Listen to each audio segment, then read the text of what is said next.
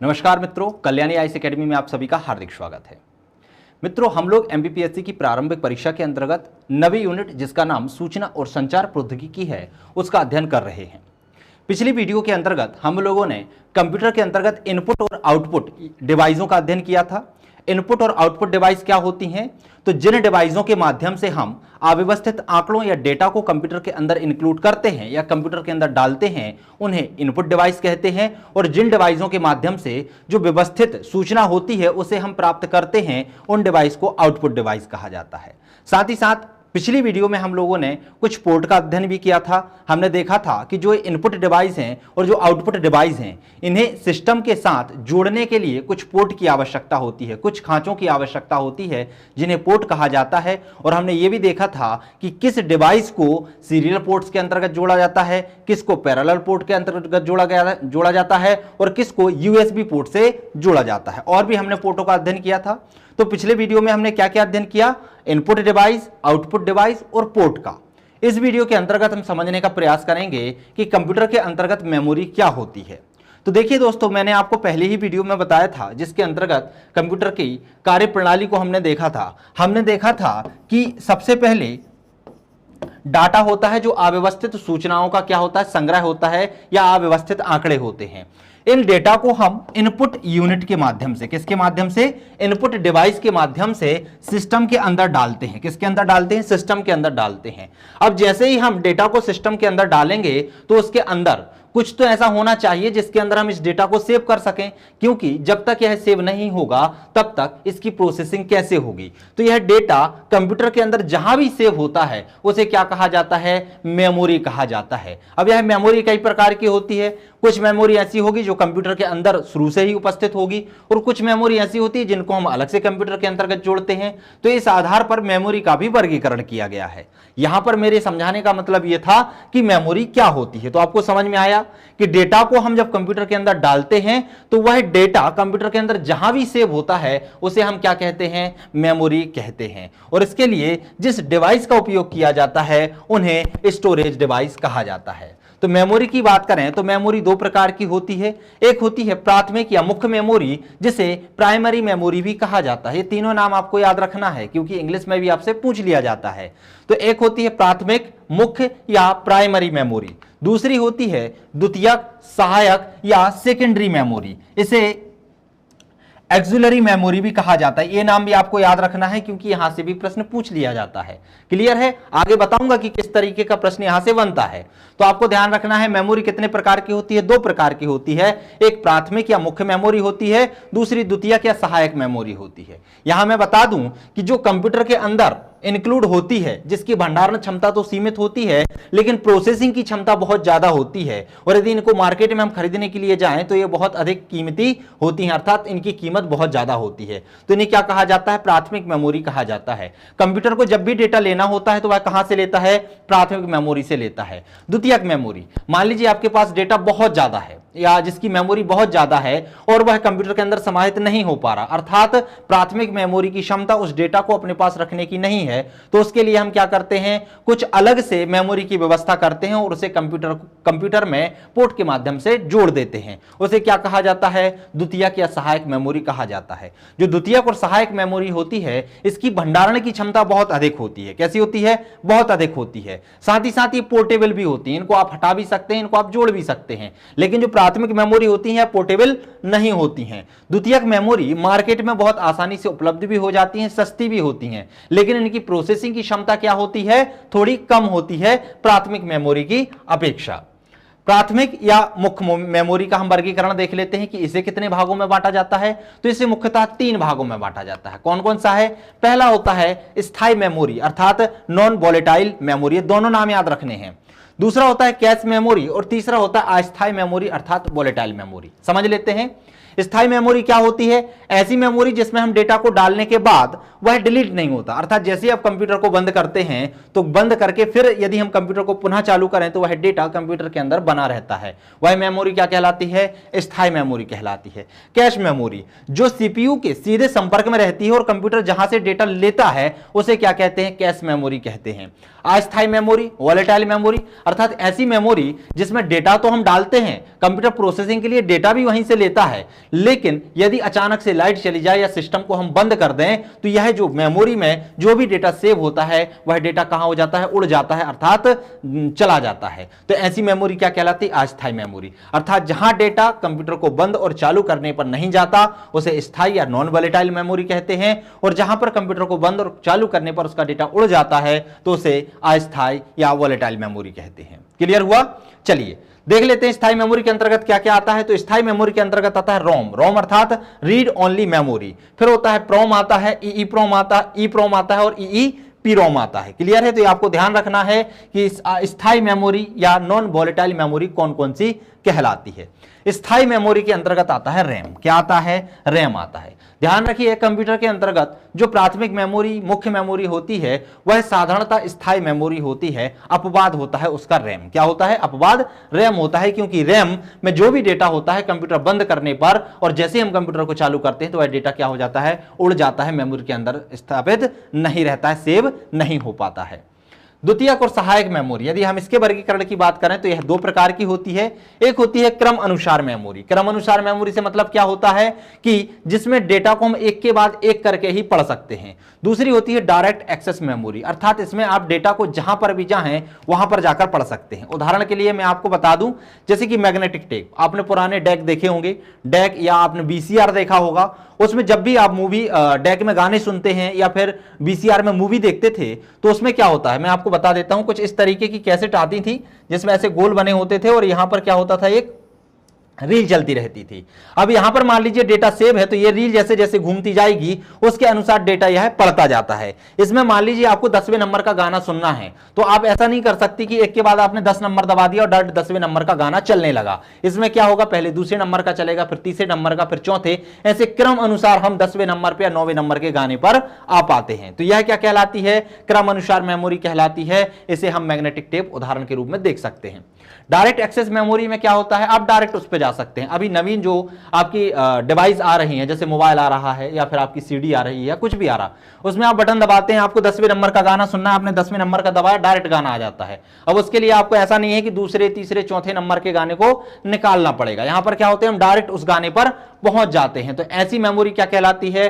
Direct access memory कहलाती है। इसके उदाहरण की बात करते हैं तो इसमें चुंबकीय डिस्क आती हैं। क्या आती हैं? चुंबकीय डिस्क आती हैं, ऑप्टिकल डिस्क आती हैं और इलेक्ट्रॉनिक स्टोरेज डिवाइस आती हैं। क्या क्या आती हैं? चुंबकीय डिस्क, ऑप्टिकल डिस्क और इलेक्ट्रॉनिक स्टोरेज डिवाइसेस। ये ध्यान रखना, ये वर्गीकरण आपको याद होना चाहिए, क्योंकि ये वर्गीकरण यदि आपको याद नहीं होगा तो आप क्वेश्चन को बहुत जल्दी गलत कराएंगे। यदि आपको क्वेश्चन को गलत करने से बचना है तो ये वर्गीकरण आपको याद होना चाहिए और वर्गीकरण के आधार पर ही आप क्वेश्चन को बहुत आसानी से सही कर पाएंगे, क्योंकि आपके माइंड में चीजें सेट हो जाएंगी कि कौन सी प्राथमिक मेमोरी होती है, कौन सी द्वितीयक मेमोरी होती है, कौन सी स्थायी मेमोरी होती है, कौन सी अस्थायी मेमोरी होती है, द्वितीयक मेमोरी के अंतर्गत भी कौन क्रमानुसार मेमोरी होती है और कौन सी डायरेक्ट एक्सेस मेमोरी होती है। साथ ही साथ अभी हम इनको भी देखते हैं कि चुंबकीय डिस्क के अंतर्गत क्या आता है, ऑप्टिकल डिस्क के अंतर्गत क्या आता है और इलेक्ट्रॉनिक डिस्क के अंतर्गत क्या आता है। चुंबकीय डिस्क की बात करें तो इसके अंतर्गत आता है फ्लॉपी डिस्क। फ्लॉपी डिस्क क्या है? जो पुराने कंप्यूटर हुआ करते थे प्रथम द्वितीय तीसरी पीढ़ी के, तो वहां पर फ्लॉपी डिस्क का यूज किया जाता था। क्योंकि इसकी जो मेमोरी क्षमता थी बहुत कम होती थी, एमबी में हुआ करती थी, इसलिए अब इसका उपयोग बंद हो गया है। फिर हार्ड डिस्क, अभी वर्तमान में क्या आने लगी है, हार्ड डिस्क आने लगी हैं, जिसकी मेमोरी जो क्षमता होती है, स्टोरेज की जो क्षमता होती है वह बहुत ज्यादा होती है। और वह भी कैसी होती है, बीसीआर की आपने कैसेट देखी होगी, उसी के आकार की होती है। इस तरीके की चिपटा डब्बा होता है जिसको हम यदि सिस्टम के अंदर इंक्लूड करते हैं तो मदरबोर्ड के अंतर्गत उसको जोड़ा जाता है। क्लियर हुआ? ऑप्टिकल डिस्क की बात करते हैं तो ऑप्टिकल डिस्क को मुख्यतः 5 भागों में बांटा जाता है। इसके अंतर्गत कौन कौन सी चीजें आती हैं? एक आती है ब्लू रे डिस्क, दूसरी आती है सीडी रोम, तीसरी आती है सीडी आर, चौथी आती है सीडी आर एंड डब्ल्यू और पांचवी आती है डीवीडी। यहां पे मैं बता देता हूं, ब्लू रे डिस्क और सीडी रोम, ये तो आप लोगों ने देखी होगी, एक ऐसा पत्ता आता है गोल, उसमें जो आप सीडी होती है आपके पास या फिर डीवीडी होती है, उसमें आप उसकी जो कैसेट होती है इस तरीके की होती है, यहां पर जो होती है एल्यूमिनियम की परत चढ़ी होती है, तो इस तरीके की होती है, इसमें डेटा सेव होता है, उसको सीडी रोम कहते हैं।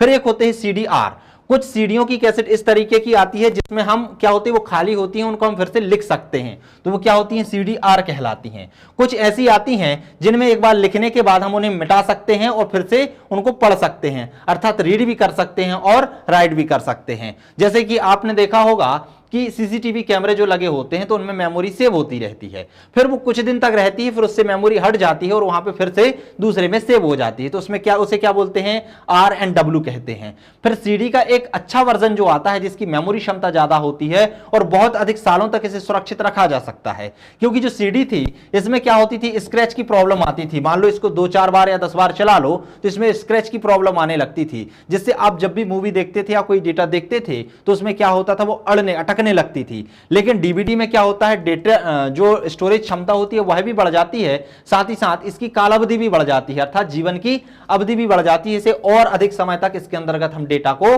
सेव करके रख सकते हैं। अब बात कर लेते हैं इलेक्ट्रॉनिक डिवाइस। इलेक्ट्रॉनिक डिवाइस के अंतर्गत क्या क्या आता है, तो इसके अंतर्गत आता है फ्लैश मेमोरी। फ्लैश मेमोरी किसे कहते हैं, पेन ड्राइव को कहते हैं।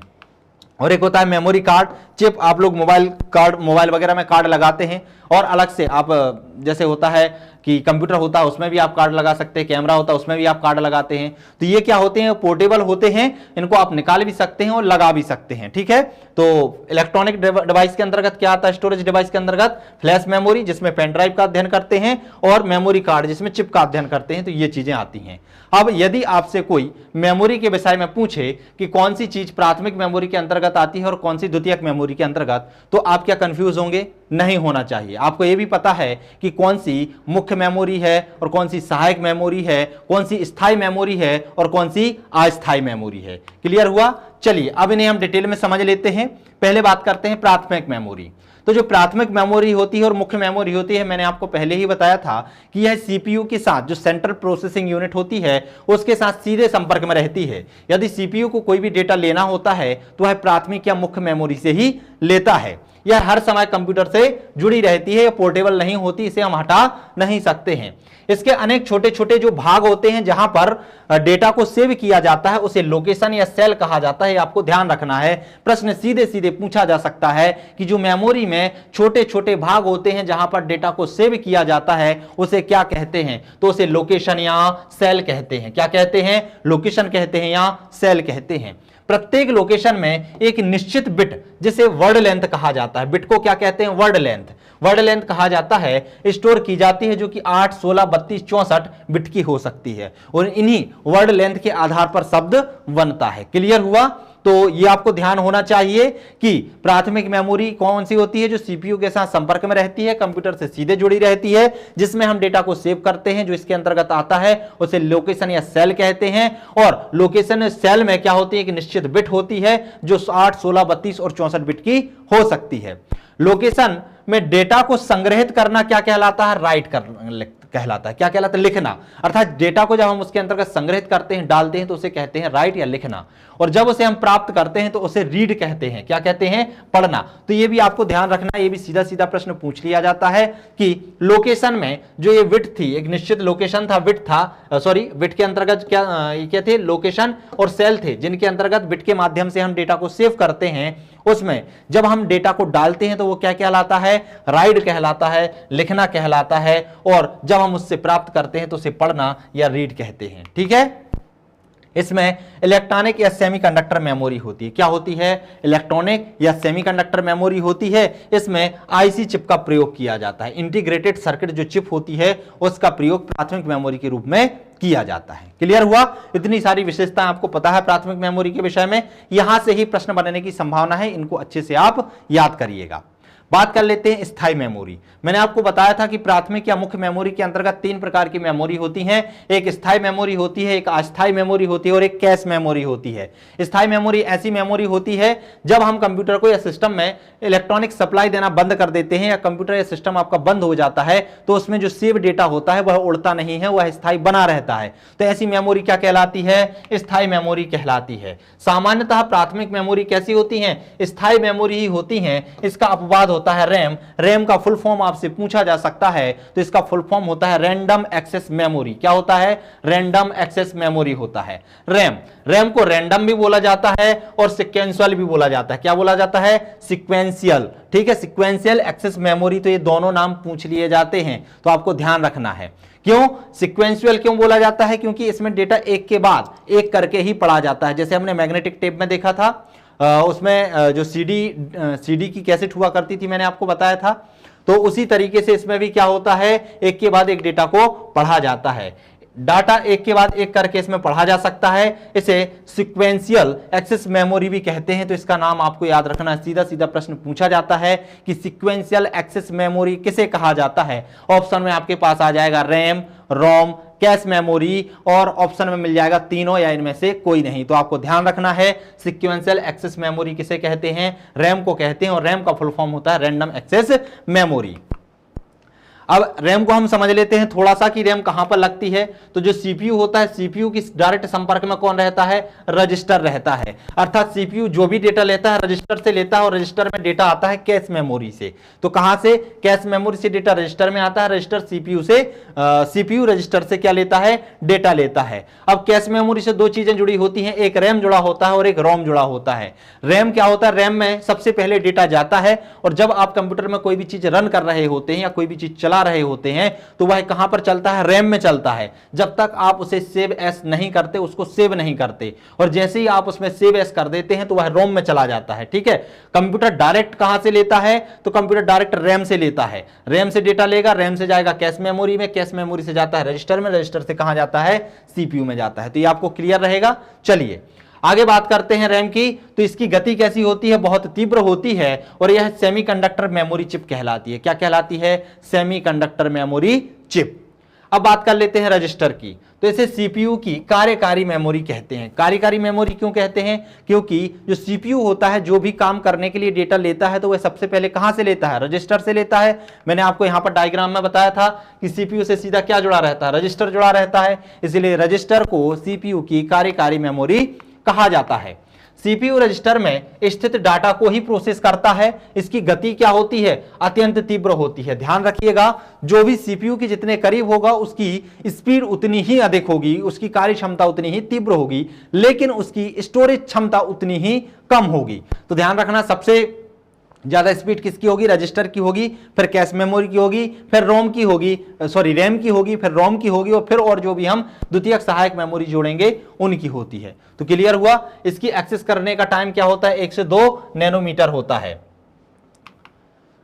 फिर आती है cache memory. Cache memory CPU से सीधे जुड़ी होती है। हमने देखा था सीपीयू के बाद रजिस्टर, रजिस्टर के बाद क्या आती है, कैश मेमोरी आती है।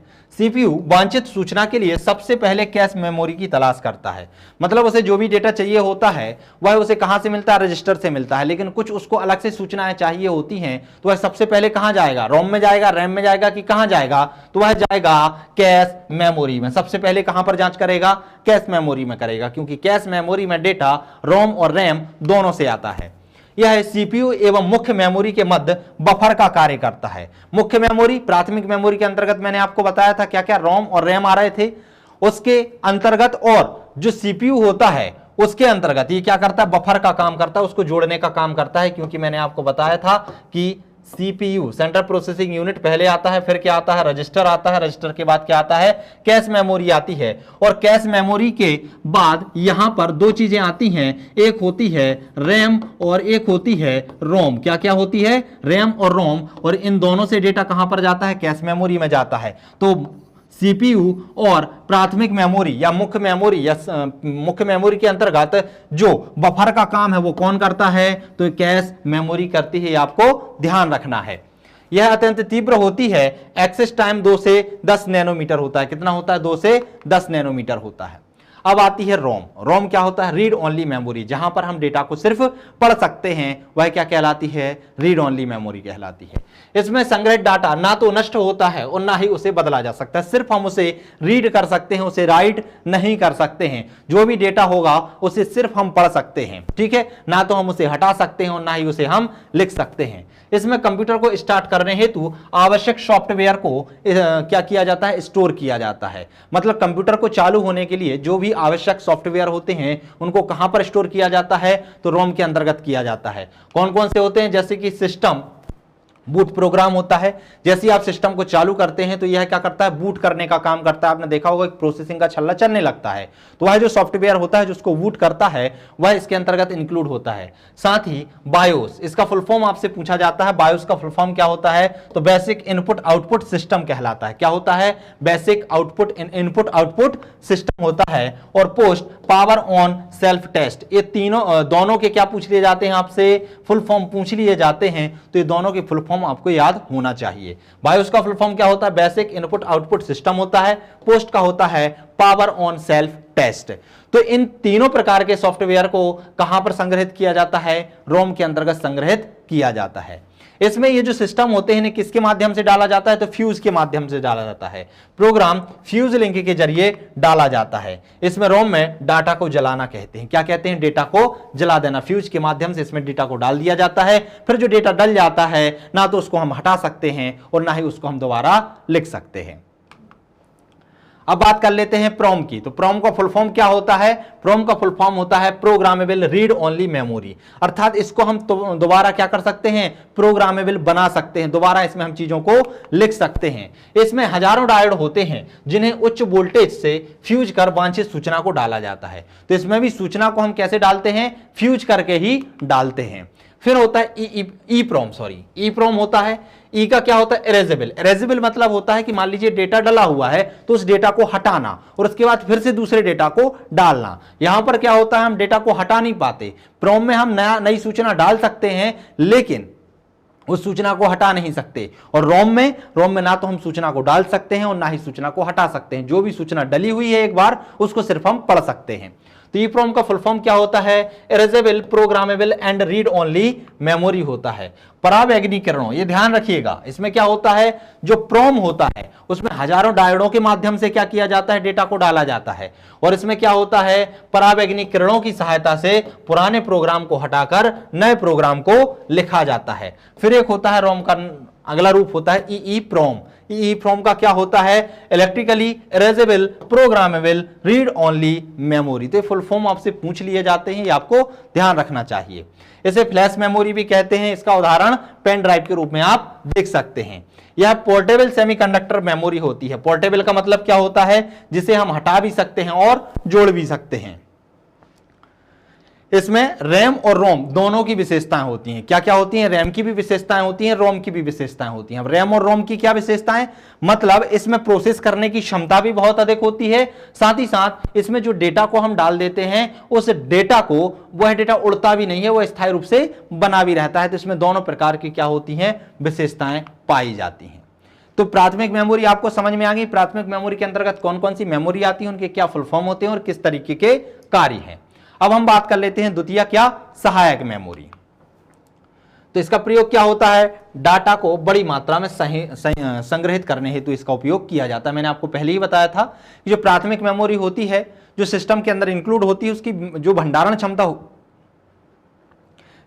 क्षमता होती है वह बहुत ही कम होती है। और यदि आपके पास डेटा ऐसा है जिसकी बहुत अधिक मेमोरी है तो आपको क्या करना पड़ेगा, कुछ अलग से सहायक मेमोरी को जोड़ना पड़ेगा। उसे ही हम द्वितीयक मेमोरी कहते हैं। और इसकी विशेषता यही होती है कि इसमें डेटा को बड़ी मात्रा में संग्रहित कर सकते हैं। सामान्यतः द्वितीयक मेमोरी कैसी होती हैं, स्थायी मेमोरी होती हैं। ध्यान रखिएगा, चाहे मुख्य प्राथमिक मेमोरी हो चाहे द्वितीयक मेमोरी हो, सामान्यतः दोनों ही स्थायी मेमोरी होती हैं। लेकिन प्राथमिक मेमोरी में एक अपवाद पाया जाता है जिसे रैम कहा जाता है। और रैम का फुल फॉर्म होता है रैंडम एक्सेस मेमोरी। स्टोरेज क्षमता अधिक, परंतु डाटा ट्रांसफर की गति इसमें क्या होती है, धीमी होती है। मैंने आपको पहले ही बताया है कि जो प्राथमिक मेमोरी या मुख्य मेमोरी होती है इसकी भंडारण क्षमता कम होती है लेकिन प्रोसेसिंग की क्षमता बहुत ज्यादा होती है। और जो द्वितीयक और सहायक मेमोरी होती है उसकी स्टोरेज क्षमता बहुत अधिक होती है लेकिन प्रोसेसिंग की क्षमता क्या होती है, कम होती है। अच्छे से उदाहरण से आप समझ सकते हैं कि जो भारी भरकम इंसान होता है वह खाना तो ज्यादा खा लेगा, उसकी स्टोर करने की क्षमता तो बहुत ज्यादा हो जाएगी लेकिन काम करने की दर क्या हो जाएगी, बहुत कम हो जाएगी। और जो हल्का पतला इंसान होता है वह खाना तो कम खा पाएगा लेकिन बहुत फुर्तीला होगा। क्लियर हुआ। चलिए, यह सिस्टम के बाहर स्थित होती हैं, पोर्ट के माध्यम से इसको हम डाल सकते हैं या जोड़ सकते हैं। इसमें भी कई रूप होते हैं। जो द्वितीयक सहायक मेमोरी होती है इसमें एक होती है क्रमानुसार या सिक्वेंशियल मेमोरी होती है। इसमें डेटा को हम क्या कर सकते हैं, क्रम अनुसार पढ़ सकते हैं। जैसे कि मैंने आपको बताया था कि प्राथमिक मेमोरी या मुख्य मेमोरी के अंतर्गत जैसे रैम काम करता है, जिसमें हम एक के बाद एक डेटा को ही पढ़ सकते हैं, उसी तरीके से द्वितीयक मेमोरी में भी क्रम अनुसार मेमोरी होती है, जिसमें डेटा को एक के बाद एक ही पढ़ सकते हैं। जैसे हमने देखा था कि जो पुराने डेक आते थे वो जिनमें हम गाना बजाने के लिए कैसेट का उपयोग करते थे, या वीसीआर आती थी जिनमें हम कैसेट का उपयोग करते थे, उनमें क्या होता था, डेटा एक के बाद एक ही पढ़ा जाता था। उदाहरण के लिए क्या होता है, मैग्नेटिक टेप होता है, बहुत अच्छा उदाहरण। इसमें एक प्लास्टिक रिबन पर चुंबकीय पदार्थ अर्थात आयरन ऑक्साइड या क्रोमियम डाइऑक्साइड की क्या चढ़ी रहती है, परत चढ़ी रहती है। आपने देखा होगा, मैं आपको बता भी चुका हूं, इस तरीके की कैसेट इसमें उपयोग में लाई जाती थी। क्लियर है? चलिए आगे बढ़ते हैं, बात करते हैं डायरेक्ट एक्सेस मेमोरी। इसके विषय में आपको बता चुका हूं कि इसमें यदि आपको कहीं भी किसी भी डाटा को डायरेक्ट प्राप्त करना है तो आप उसको प्राप्त कर सकते हैं। ऐसा नहीं है कि पहले के बाद दूसरा का ही नंबर आएगा। इसमें आप डायरेक्ट एक के बाद 10 पर भी जा सकते हैं। आपको जो भी डेटा चाहिए, जहां से चाहिए वह आप निकाल सकते हैं। इसमें डाटा या सूचना को सीधे पढ़ा जा सकता है। इसके अंतर्गत मैग्नेटिक या चुंबकीय डिस्क आती हैं। क्या आती हैं? मैग्नेटिक या चुंबकीय डिस्क आती हैं। इसमें आयरन ऑक्साइड की क्या चढ़ी रहती है, परत चढ़ी रहती है। उदाहरण के लिए फ्लॉपी डिस्क। फ्लॉपी डिस्क जो होता है इसकी भंडारण क्षमता बहुत कम होती है। कितनी होती है? 1.44 MB से 2.88 MB तक होती है, सॉरी MB तक, ठीक है। MB का फुल फॉर्म क्या होता है? मेगाबाइट होता है। तो ये फुल फॉर्म भी आपको याद रखना है, सीधे सीधे प्रश्न पूछे जाते हैं। तो फ्लॉपी डिस्क की भंडारण क्षमता कितनी होती है? 1.44 MB से लेकर 2.44 MB तक रहती है। और फ्लॉपी डिस्क किसके अंतर्गत आती है? सहायक मेमोरी की डायरेक्ट एक्सेस मेमोरी के मैग्नेटिक चुंबकीय डिस्क के अंतर्गत आती है। प्रत्येक सेक्टर की स्टोरेज क्षमता 512 बाइट होती है। कितनी होती है इसकी? 512 बाइट होती है। ध्यान रखना, यहां क्या है? MB है, और MB की सबसे छोटी तो कौन सी होती है? बाइट होती है। मतलब जो आप शब्द लिखते हैं वह शब्द किस में लिखा जाता है? बाइट में लिखा जाता है। तो प्रत्येक सेक्टर में स्टोरेज की क्षमता कितनी होती है? 512 बाइट होती है। कंप्यूटर में से पढ़ने लिखने के लिए फ्लॉपी डिस्क ड्राइव, जिसे ड्राइव ए कहा जाता है, उसकी आवश्यकता पड़ती है और उसे उसमें ही सेव किया जाता है। फिर आती है हार्ड डिस्क। हार्ड डिस्क भी किसके अंतर्गत आती है? मैग्नेटिक चुंबकीय डिस्क के अंतर्गत आती है। चूंकि फ्लॉपी डिस्क की भंडारण क्षमता थोड़ी कम थी, तो फिर किसे बनाया गया? हार्ड डिस्क को बनाया गया। यह विंचेस्टर डिस्क का उदाहरण है और ड्राइव सी के नाम से जाना जाता है। ड्राइव सी के नाम से आप जैसे ही सिस्टम चालू करते हैं तो उसमें जो सी ड्राइव होती है वह हार्ड डिस्क को ही प्रदर्शित करती है। इसकी भंडारण क्षमता क्या होती है? बहुत अधिक होती है। फिर ऑप्टिकल डिस्क या प्रकाशीय डिस्क, यह पॉलीकार्बोनिक प्लास्टिक का बना गोल डिस्क होता है जिसकी सतह पर एल्यूमिनियम की परत चढ़ी होती है। ऑप्टिकल डिस्क, आपने सीडी की कैसेट या डीवीडी की कैसेट देखी होंगी, इस तरीके के तबे होते थे। इसमें क्या होता था? ये प्लास्टिक के गोल तबे बने होते थे, कार्बोनेट प्लास्टिक के बने होते थे, और इस पर परत किसकी चढ़ी होती थी? तो एल्यूमिनियम की। सीधा सीधा प्रश्न पूछा जा सकता है कि ऑप्टिकल डिस्क या प्रकाशीय डिस्क में किसकी परत चढ़ी होती है? तो आपको ध्यान रखना है, एल्यूमिनियम की परत चढ़ी होती है। और ये जो डिस्क होती है किसकी बनी होती है? तो कार्बोनेट प्लास्टिक की बनी होती हैं। तो ये चीजें आपको ध्यान रखना है। इसमें डाटा को पिट्स और लेंस में स्टोर किया जाता है। तो ये भी बहुत महत्वपूर्ण प्रश्न है कि जो ऑप्टिकल डिस्क होती है उसमें डेटा को किसके रूप में सेव किया जाता है? तो किसके रूप में? पिट्स और लेंस के रूप में। उदाहरण के लिए इसके अंतर्गत जैसे सीडी कंपैक्ट डिस्क आती है। सीडी का फुल फॉर्म क्या होता है? कंपैक्ट डिस्क होता है, जिसकी स्टोरेज क्षमता 700 MB तक होती है। और इसमें जो डेटा सेव होता है उसे 80 मिनट तक हम देख सकते हैं, अर्थात जो वीडियो होंगे वह 80 मिनट तक का वीडियो इसके अंतर्गत हम सेव कर पाएंगे। फिर इसका ही उन्नत रूप होता है डीवीडी। डीवीडी का फुल फॉर्म क्या होता है? Digital video disc. क्या होता है? डिजिटल वीडियो डिस्क होता है। इसमें जो सीडी होती थी उसकी स्टोरेज क्षमता भी कम होती थी और कम वीडियो को उसमें हम देख सकते थे, और यह खराब भी होने के इसके चांस बने रहते थे, इसमें स्क्रैच की संभावना आती थी। लेकिन जो डिजिटल वीडियो डिस्क है इसकी क्षमता 4.7 GB से तथा 2 लेयर जो होती है, इसमें भी 2 प्रकार की आती हैं, 1 लेयर डीवीडी और 2 लेयर डीवीडी। 1 लेयर डीवीडी की स्टोरेज क्षमता 4.7 GB थी, और जो 2 लेयर डिस्क होती है उसकी 8.5 GB होती है, और इसे 30 वर्षों तक सुरक्षित रखा जा सकता है। तो ये भी ध्यान रखिएगा, सीधे सीधे प्रश्न पूछे जाते हैं कि जो डीवीडी की 1 लेयर कैसेट आती है या जो 1 लेयर डिवाइस आती है उसकी भंडारण क्षमता कितनी होती है, और जो 2 लेयर आती है उसकी भंडारण क्षमता कितनी होती है। बात करते हैं ब्लू रे डिस्क। तो इसकी क्षमता और ज्यादा होती है, ब्लूरे डिस्क है इसकी क्षमता होती है 25 जीबी एक लेयर, और जो 2 लेयर होती है उसकी होती है 50 जीबी। तो यही क्या है, उसके उन्नत रूप हैं। पहले सीडी थी, फिर डीवीडी आई, और फिर आए ब्लूरे डिस्क। ब्लूरे डिस्क की जो क्षमता है एक लेयर की 25 जीबी और 2 लेयर की 50 जीबी होती है। 9 घंटे का जो एचडी वीडियो होता है उसे 23 घंटे का एचडी वीडियो इसके अंतर्गत स्टोर करके रख सकते हैं। ठीक है, ध्यान रखना, यह भी प्रश्न सीधा पूछा जाता है कि कितने घंटे का एचडी वीडियो ब्लूरे डिस्क के अंतर्गत स्टोर करके हम रख सकते हैं, तो 9 घंटे तक का। और जो एचडी वीडियो होता है वह 23 घंटे तक का बना के हम इसके अंतर्गत सेव कर सकते हैं। और सेव करने की क्षमता क्या होती है, इसकी मेमोरी क्षमता क्या होती है, एक लेयर की होती है 25 जीबी और 2 लेयर की होती है 50 जीबी। ये यहां पर आपको मेमोरी के रूप दिए गए हैं, ये सीपीयू से दूरी के क्रम में है।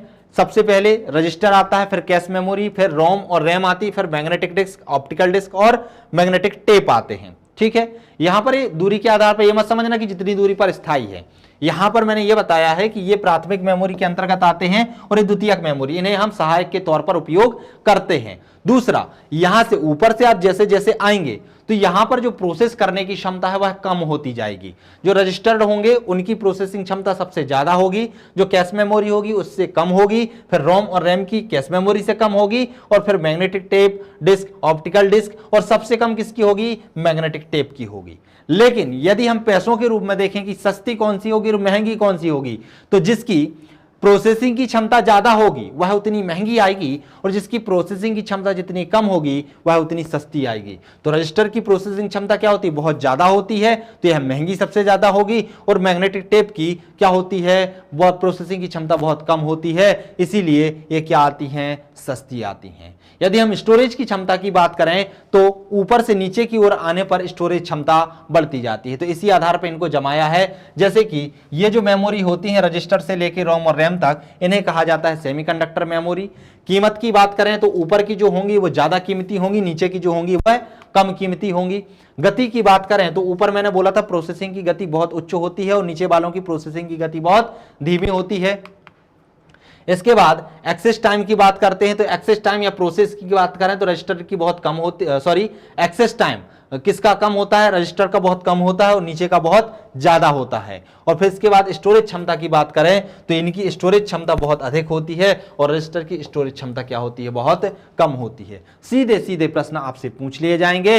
मान लीजिए आपको दे दिया जाएगा कि कौन सी मेमोरी की कीमत अधिक होती है और इनमें से कोई 4 ऑप्शन आपको दे दिए जाएंगे। पूछा जाएगा कौन सी मेमोरी की गति बहुत तीव्र होती है, बहुत कम होती है, और इनमें से 4 ऑप्शन आपको दे दिए जाएंगे। आपसे पूछा जाएगा किसकी स्टोरेज क्षमता अधिक होती है, किसकी एक्सेस टाइमिंग ज्यादा होती है, और इनमें से 4 ऑप्शन आपको दे दिए जाएंगे। तो आपको पता होना चाहिए कि इसको किस क्रम में हम जमाएं कि हमारा आंसर सही हो जाए। कुछ शब्दावली हैं जो आपकी पूछ ली जाती है, जैसे एक बफर होता है।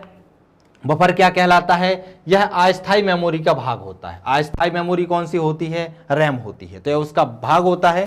इसमें जब डेटा को प्रोसेसिंग के लिए देने से पहले अस्थायी रूप में उसका भंडारण किया जाता है तो उसे क्या कहते हैं, बफर बोला जाता है। हम बोलते हैं ना बफर सिस्टम, अस्थायी रूप से किसी भी चीज का भंडारण कर लेना। तो किसी भी मेमोरी को, किसी भी डेटा को जब प्रोसेसिंग के लिए भेजते हैं तो उसको अस्थायी रूप से हम कहां पर, रैम में स्थापित कर लेते हैं। तो क्यों, क्योंकि जैसे ही उसकी प्रोसेसिंग हो वो डेटा वहां से निकल जाए। तो ये जो वहां पर स्टोर करने की वो चीज कहलाती है, वो क्या कहलाता है, बफर कहलाता है। एक होता है स्पूलिंग, तो ये जो क्रियाविधि होती है जो उसको बफर में स्टोर करने की, जो स्टोर करने की क्रियाविधि होती है जिसे बफर कहते हैं, उसे ही क्या कहते हैं, स्पूलिंग।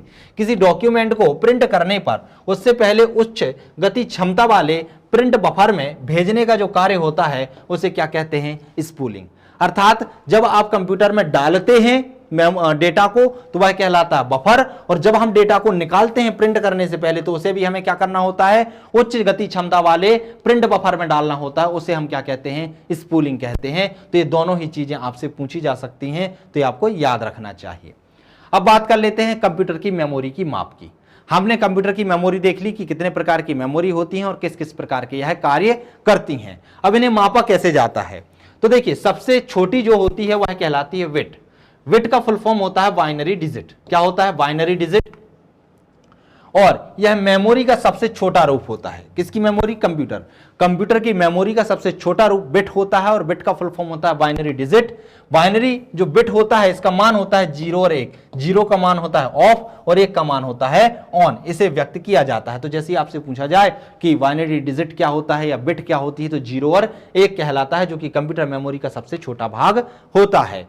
और एक जो बाइट होता है उसमें 8 बिट होते हैं, अर्थात टू दी पावर 8 होता है। ठीक है, 2 की पावर 8 की घात होती है। अर्थात कोई कैरेक्टर जो बनता है वह कितने वर्ड से मिलकर बना होता है? 256 वर्ड से मिलकर बना होता है। किससे मिलकर बना होता है? 256 से। तो ये आपको ध्यान रखना है। ठीक है, मतलब सॉरी, जो बिट होता है उसमें कितने होते हैं? एक बाइट में 8 बिट होते हैं और 256 कैरेक्टर होते हैं। कितने होते हैं? 256 कैरेक्टर। ये आपको ध्यान रखना। सीधा सीधा प्रश्न पूछा जाता है कि एक बाइट में कितने बिट होते हैं या कितने कैरेक्टर होते हैं? तो कितने होते हैं? 256 कैरेक्टर होते हैं। निबल 4 बिट का या आधे बाइट का क्या कहलाता है? निबल कहलाता है। बाइट क्या होता है? 8 बिट या 2 निबल या 256 जो कैरेक्टर होते हैं। 256 कैरेक्टर ही थे ना, यहां देखिए 256 कैरेक्टर। तो इनसे मिलकर किसका निर्माण होता है? एक बाइट का निर्माण होता है। बहुत ही महत्वपूर्ण प्रश्न है, पीएससी में 2 बार पूछा जा चुका है कि एक बाइट में कितने बिट होते हैं। तो याद रखना, कितने बिट होते हैं? 8 बिट होते हैं। कितने निबल होते हैं? तो 2 निबल होते हैं। कितने निबल होते हैं? 2 निबल होते हैं। और कितने कैरेक्टर होते हैं? तो 256 कैरेक्टर होते हैं। कंप्यूटर मेमोरी में किसी अक्षर या कैरेक्टर को दर्शाने के लिए कम से कम 8 बिट या 1 बाइट की आवश्यकता पड़ती है। किसकी पड़ती है? 8 बिट या 1 बाइट की आवश्यकता पड़ती है। कंप्यूटर मेमोरी को बाइट में मापा जाता है। तो प्रश्न सीधा पूछा जाता है कि कंप्यूटर मेमोरी को किस में मापा जाता है? तो बाइट में मापा जाता है। कंप्यूटर मेमोरी की सबसे छोटी इकाई कौन सी होती है? तो बिट होती है। एक बाइट में कितने बिट होते हैं? तो 8 बिट होते हैं। एक बाइट में कितने निबल होते हैं? तो 2 निबल होते हैं। क्लियर हुआ? एक निबल में 4 बिट होते हैं, एक बाइट में 8 बिट या 2 निबल होते हैं। 1 किलोबाइट, केबी मतलब क्या होता है? किलोबाइट होता है, उसमें 1024 बाइट होते हैं। बहुत ही महत्वपूर्ण सीधा प्रश्न पूछा जाता है कि 1 केबी में कितने बाइट होते हैं? तो 1024 बाइट होते हैं। 1 एमबी अर्थात मेगाबाइट होता है, तो उसमें कितने केबी होंगे? तो वह 1024 केबी होंगे। या कितने बाइट होंगे? तो 10,48,576 बाइट होंगे। यह आपको ध्यान रखना है। प्रश्न दोनों तरीके से पूछा जाता है। या तो आपसे पूछ लिया जाएगा कि सीधा इससे ये कि 1 MB में कितने केबी होते हैं, तो सीधी सी बात है 1024 केबी होंगे। लेकिन आपसे पूछ लिया जाए कि 1 MB में कितने बाइट होते हैं, अर्थात एक और ऊपर स्तर पर कूद गया, तो आपको ध्यान रखना है कि यहां पर 1024 गुणा 1024 हो जाएगा। कितना हो जाएगा? 1024 गुणा 1024, तो बाइट निकल आएगा। क्यों निकल आएगा? क्योंकि 1 केबी में कितने बाइट हो रहे थे? 1024 बाइट हो रहे थे। और 1 MB में कितने केबी हो रहे थे? 1024 केबी हो रहे थे। इसीलिए हम दोनों का गुणा कर देते हैं और मान क्या आता है? 10,48,576 आता है। तो ये आपको ध्यान रखना है, क्योंकि सीधे सीधे प्रश्न पूछा जाता है। अब ये मान आपको सिर्फ इतने ही याद रखने हैं, बाकी आप यहां पर मैं जो बताने वाला हूं सिर्फ उसको याद रखिएगा, आपसे सारे मान सारे आंसर आ जाएंगे। देखिए समझिएगा, MB से बड़ा क्या होता है? MB से बड़ा होता है GB। क्या होता है? GB, गीगाबाइट होता है। तो अब 1 GB में कितने MB होंगे? जितने KB MB में थे उतने ही MB GB में होंगे। कितने? 1024। अब यदि पूछ लिया जाए 1 GB में कितने KB होंगे, तो कितने होंगे? 10,48,576। क्लियर हुआ? ऐसे ही GB से बड़ा क्या होता है? TB होता है, जिसे टेराबाइट कहते हैं। प्रश्न पूछा जाएगा 1 TB में कितने GB होंगे, तो कितने होंगे? 1024। यदि पूछा जाए कि 1 TB में कितने MB होंगे, तो हम 1024 गुणा 1024 कर देंगे, तो मान क्या आ जाएगा? 10,48,576। क्लियर हुआ? इसी तरीके से फिर इससे बड़ा होता है PB, पेटाबाइट। पेटाबाइट में प्रश्न पूछा जाएगा 1 PB में कितने TB होंगे, तो 1024। यदि पूछा जाए 1 PB में कितने GB होंगे, तो कितने GB होंगे? 10,48,576। क्लियर हुआ?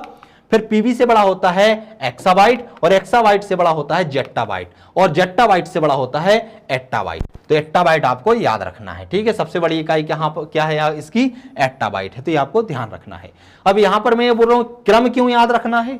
क्योंकि क्रम में वो कुछ भी पूछ सकता है। मान लीजिए उसने पूछा कि 1 एट्टाबाइट में कितने एक्साबाइट होते हैं। अब आपको यदि क्रम नहीं पता तो आप कैसे लिखेंगे, आपको क्या पता कि वहां 1024 आना है या 10,48,576 आना है। इसलिए आपको यह क्रम याद रखना है कि सबसे छोटा निबल, फिर उससे, और सबसे छोटे की बात करें तो बिट, बिट से बड़ा निबल, निबल से छोटा बड़ा बाइट, बाइट से बड़ा किलोबाइट, किलोबाइट से एमबी, मेगाबाइट, मेगाबाइट से गीगाबाइट, गीगाबाइट से टेराबाइट, टेराबाइट से पेटाबाइट, पेटाबाइट से बड़ा होता है एक्साबाइट, एक्साबाइट से बड़ा होता है जेट्टाबाइट, और सबसे बड़ा होता है योट्टाबाइट। क्लियर हुआ? चलिए, प्रत्येक कैरेक्टर को 32 बिट में निरूपित किया जाता है। कैरेक्टर कितने में बनता है? 32 बिट में बनता है। क्लियर हुआ? अब बात कर लेते हैं सिस्टम यूनिट की। सिस्टम यूनिट क्या क्या आता है? तो यह पर्सनल कंप्यूटर का मुख्य हार्डवेयर होता है सिस्टम यूनिट। प्रारंभ में जब हमने वीडियो देखी थी तो उसके अंतर्गत मैंने बताया था कि कंप्यूटर के हार्डवेयर के अंतर्गत हम क्या क्या चीजें देखने वाले हैं। Input unit, output unit, memory devices, साथ ही साथ सिस्टम यूनिट। तो हम लोगों ने इनपुट डिवाइस को देख लिया, आउटपुट डिवाइस को देख लिया, साथ ही साथ जो मेमोरी डिवाइस हैं जिसके अंतर्गत डेटा को सेव किया जाता है उनको भी हमने देख लिया। अब हम बात करने वाले हैं सिस्टम यूनिट की कि सिस्टम यूनिट के अंतर्गत क्या क्या आता है। तो जो पर्सनल कंप्यूटर होता है उसका मुख्य हार्डवेयर क्या कहलाता है? सिस्टम यूनिट ही कहलाता है। इसमें मुख्यतः क्या आता है? मदरबोर्ड आता है, सीपीयू आता है, माइक्रो प्रोसेसर आता है, मुख्य मेमोरी तथा कई पोर्ट आते हैं। कई पोर्ट क्या कहलाते हैं? जिनकी सहायता से हम कोई अलग से डिवाइस हो, चाहे इनपुट डिवाइस हो चाहे आउटपुट डिवाइस हो, जैसे कि कोई प्रिंटर हो या फिर कोई कीबोर्ड हो, उसको यदि आपको सिस्टम के साथ जोड़ना है तो उसे किसके माध्यम से जोड़ा जाता है? पोर्ट के माध्यम से जोड़ा जाता है। मुख्य मेमोरी हमने देख ली है कि यह सिस्टम के अंतर्गत होती है और प्रोसेसिंग करने के लिए डेटा यहीं से लिए जाते हैं। फिर माइक्रो प्रोसेसर होते हैं जो कि प्रोसेसिंग का काम करते हैं। सीपीयू होता है जिसे सेंट्रल प्रोसेसिंग यूनिट कहते हैं और यही प्रोसेसिंग का काम करता है, और माइक्रो प्रोसेसर सीपीयू के अंतर्गत ही आते हैं। फिर होता है मदरबोर्ड, मदरबोर्ड जिसके अंतर्गत मेमोरी को, कई पोर्टों को हम लगा सकते हैं, उसे ही क्या कहते हैं? मदरबोर्ड। तो ये सभी चीजें किसके अंतर्गत आती हैं? सिस्टम यूनिट के अंतर्गत आती हैं। एक एक करके हम इनको समझ लेते हैं। मदरबोर्ड यह कंप्यूटर का मुख्य सर्किट बोर्ड होता है। क्या होता है? मुख्य सर्किट बोर्ड, जहां पर सभी चीजें लगाई जा सकती हैं, उसे ही हम क्या कहते हैं? सर्किट बोर्ड कहते हैं। कंप्यूटर बस, मदरबोर्ड पर बने सुचालक तारों का जो समूह होता है वो बस। बस मतलब हम देखते हैं ना, आने जाने के लिए जिसका उपयोग करते हैं वो बस कहलाती है। तो कंप्यूटर के अंतर्गत डेटा को आने जाने के लिए जो कार्य करता है उसे क्या कहेंगे? हम कंप्यूटर बस कहेंगे। तो मदरबोर्ड पर बने जो सुचालक तारों का समूह होगा जिससे डेटा इधर से उधर जाएगा या करंट फ्लो होगा, उसे क्या कहते हैं? कंप्यूटर बस कहते हैं। डाटा तथा संकेतों को सिस्टम के भीतर एक स्थान से दूसरे स्थान पर ले जाने का यह कार्य करता है। फिर होता है सीपीयू। सीपीयू का फुल फॉर्म आपसे पूछा जाता है, इसका फुल फॉर्म क्या होता है? सेंट्रल प्रोसेसिंग यूनिट होता है। यह क्या होते हैं? माइक्रो प्रोसेसर कहलाते हैं जो प्रोसेसिंग का काम करते हैं। यह विभिन्न प्रक्रियाओं के क्रम को निर्धारित करते हैं कि किस तरीके से कोई क्रिया सुचारू रूप से संचालित होगी। उपकरणों को नियंत्रित और निर्देशित भी करते हैं कि कौन से उपकरण किस तरीके से कार्य करेंगे, कब नहीं करेंगे। तो ये क्या क्या करेंगे? प्रक्रियाओं को निर्धारित करेंगे, उपकरणों को नियंत्रित और निर्देशित करेंगे, हार्डवेयर एवं सॉफ्टवेयर के मध्य सामंजस्य बनाने का भी कार्य करेंगे। किसके मध्य? सॉफ्टवेयर और हार्डवेयर के मध्य। डाटा को निर्देशित और प्रोसेस करते हैं। तो क्या करते हैं? जो हम डेटा अव्यवस्थित आंकड़ों का संग्रह होता है उसे ये क्या करते हैं? व्यवस्थित करते हैं और प्रोसेस करते हैं। वर्गीकरण देख लेते हैं सीपीयू का। तो इसमें एक होती है कंट्रोल यूनिट जो नर्वस सिस्टम का काम करती है, जो सभी सिस्टम पर कंट्रोल बनाए रखती है, जो हार्डवेयर सॉफ्टवेयर में क्या करेगी? सामंजस्य स्थापित करेगी। दूसरी होती है अर्थमेटिक लॉजिक यूनिट। इसमें क्या होता है? अर्थमेटिक यूनिट भी होती है और लॉजिक यूनिट भी होती है। और एक होती है मेमोरी रजिस्टर, अर्थात जहां पर हम मेमोरी को सेव करते हैं। कंट्रोल यूनिट के अंतर्गत यह कंप्यूटर का नाड़ी तंत्र होता है जो कार्यों को नियंत्रित एवं समन्वयित करता है, अर्थात समन्वय का कार्य करता है। अर्थमेटिक जो लॉजिक यूनिट होती है यह डेटा को प्रोसेस भी करता है। इसमें गणितीय डेटा के लिए एयू अर्थमेटिक यूनिट और तार्किक यूनिट के लिए लॉजिक यूनिट का उपयोग किया जाता है। ये दो कार्य करते हैं, अर्थमेटिक गणना भी करते हैं और लॉजिक गणना भी करते हैं। और मेमोरी रजिस्टर क्या करते हैं? इसमें स्थित डाटा को ही सीपीयू क्या करता है? प्रोसेस करता है, जिसे हम मुख्य मेमोरी या प्राथमिक मेमोरी कहते हैं। तो ये किसके अंतर्गत आते हैं? सीपीयू के अंतर्गत आते हैं। अब इनके अलावा भी बहुत सारे घटक होते हैं जिनका फुल फॉर्म या कार्य आपसे पूछ लिया जाता है, जो भी कंप्यूटर सिस्टम के अंतर्गत आते हैं। जैसे कि एक आता है पीएसयू। पीएसयू का फुल फॉर्म होता है पावर सप्लाई यूनिट। क्या होता है? Power supply unit. इसमें घरेलू सप्लाई से 220 वोल्ट एसी क्या होता है, अल्टरनेट करंट होता है, दी जाती है, जिसे यह कंप्यूटर हेतु ±5 वोल्ट या 12 वोल्ट डीसी में बदल देता है। जो बैटरी से करंट आता है वो 12 वोल्ट होता है और जो डायरेक्ट हम करंट देते हैं ±5 वोल्ट देते हैं। कंप्यूटर को इसी वोल्ट की आवश्यकता होती है, लेकिन जो घरों में बिजली आती है वो आती है क्या, 220 वोल्ट। अब 220 वोल्ट को ±5 वोल्ट में जो बदलने का काम करता है उसे ही PSU कहते हैं, इसीलिए इसे पावर सप्लाई यूनिट कहा जाता है। आजकल किसका उपयोग होने लगा है, SMPS का उपयोग होने लगा है। इसका फुल फॉर्म एक बार पूछा जा चुका है PSC में, दोबारा भी पूछा जा सकता है। क्या होता है, स्विच मोड पावर सप्लाई होता है। क्या होता है, स्विच मोड पावर सप्लाई इसका फुल फॉर्म होता है। अब PSU की जगह पर किसका उपयोग होने लगा है, SMPS का उपयोग होने लगा है। एक होता है USB क्या होता है, यूनिवर्सल सीरियल बस। हमने कहा था USB पोर्ट होता है जिसकी सहायता से हम बहुत सारी यूनिट्स को जोड़ सकते हैं, बहुत सारी डिवाइस को कंप्यूटर से जोड़ सकते हैं। तो वही जो USB होता है वो बस होती है जो डेटा के ट्रांसफर का काम करती है। फुल फॉर्म क्या होता है, यूनिवर्सल सीरियल बस होता है। यह कंप्यूटर तथा उसके उपकरणों के मध्य संचार स्थापित करने की एक व्यवस्था होती है। फिर एक होता है मॉडेम को क्या बोलते हैं, मॉड्यूलेटर और डीमॉड्यूलेटर। बहुत ही महत्वपूर्ण है, कई बार एग्जाम में पूछा जा चुका है, दोबारा फिर पूछा जा सकता है कि मॉडेम का फुल फॉर्म क्या है।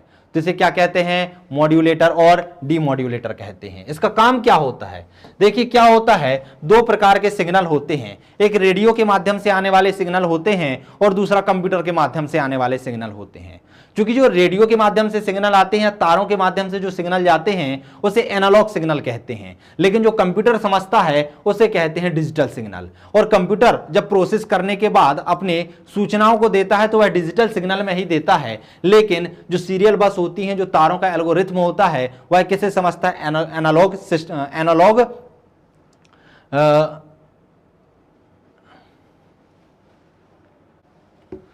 जो तारों का समूह होता है वह किसे समझता है, वह एनालॉग सिग्नल को समझता है। तो एनालॉग सिग्नल को पहले डिजिटल सिग्नल और फिर डिजिटल सिग्नल से एनालॉग सिग्नल में बदलने का काम क्या करता है, मॉडेम करता है, इसलिए इसे मॉड्यूलेटर और डीमॉड्यूलेटर कहा जाता है।